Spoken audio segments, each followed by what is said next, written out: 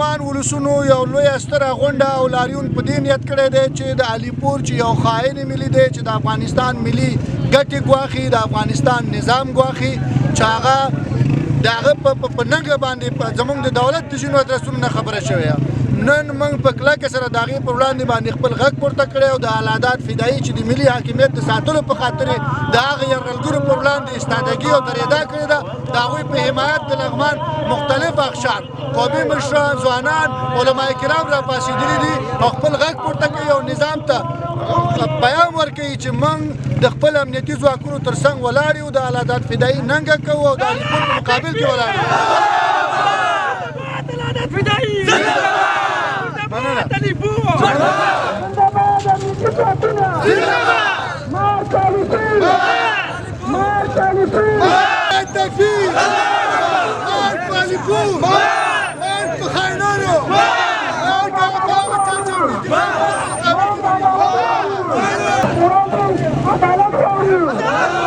نن د لغمان په ولایتي شورا کې د لغمان قومي مشران او مخور علما کرام د لغمان د خلکو په استازیتوب باندې راټول شوي یو د تصمیم ګیرۍ یوه غونډه یې وکوله او د دې غونډې هدف په میدان وردګو ولایت د بیستو په ولسوالۍ کې د قومندان علیپور د خودسریو د هغه د جرمونو د هغه د قتلونو په ارتباط باندې چې هغه دغه جرمونه او قتلونه او خودسرۍ وغندل شوي او د میدان وردګو ولایت د امني قومندان ډګروال العداد فدایي نه خپل ملاتړ اعلان کړ چې هغه څه موده مخکې له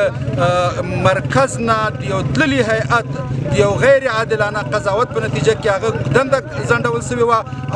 او د هغه څارنوالي ته معرفي کړل شوی و او د علیپور په ټولو ناکردیو باندې د هغه په ټولو وحشتونو باندې خاوره او پرده راړول شوې وه موږ د هغه د هیئت دغه تصمیم هم وغنده او یو پرېکړه لیک صادرولو سره مو مرکز نه د لغمان د خلکو غوښتنې چې په هغې کې د ملي امنیتي دفاعي ځواکونو د حیثیت غوښتلو او د اوباشانو او د لنډغرو په مقابل کې د هغوی حیثیت باید تر پښو لاندې رسي چې مشخصه غوښتنه مو د ډګروال العداد فدایي په حق کې ظلم غندلو او دولت نه مو د هغه د حیثیت غوښتنه وکړله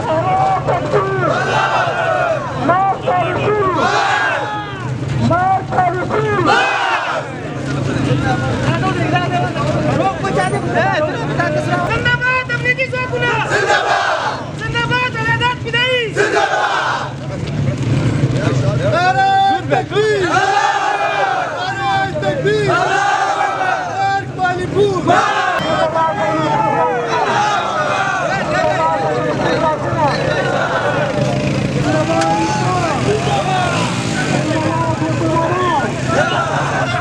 نن د منګه غوښتنه د العداد فدایي په بیرته په خپله وظیفه د مقررېدو لپاره راغونډ شوي د لغمان ټول ولسونه راټول شوي وو چې دې کې ټول مختلف قومونه وو او موږ په مرکزي حکومت غږ کړو چې العداد فدایي بیرته په خپله وظیفه باندې مقرر کړي موږ د لغمان خلکو قرباني ورکړې له خپلو امنیتي ځواکونو نه تایید او ملاتړ کړو موږ نننی لاریون د همدې په خاطر وو خو موږ لاریون هېڅ چاته تر څو پورې کوم ضرر نه ده رسولی نه د چا تاسیساتو ته نه د چا دوکانونو ته د چا موټرونو ته نه ولسونو ته موږ کوم ضرر نه ده رسولی موږ یو مدني حرکت وکړو د همدې په خاطر موږ چې مرکزي حکومت د موږ غږ واوري چې غږ هم وانه اوري موږ دغه لاریون ته دوام ورکړو باید د موږ غږ واوري دا د موږ دولت ده باید د موږ مشران دي د موږ غږ واوري موږ له دې خپل حکومت او له خپل امنیتي ځواکونو نه ملاتړ او تایید کوو باید د موږ غږ واوري او د موږ مظاهره د موږ لاریون په همدغه ځای پای ته ورسېده موږ نن نوره هر څه خبره د نننۍ ورځ د مرکز تر پرېکړې پورې معطل ده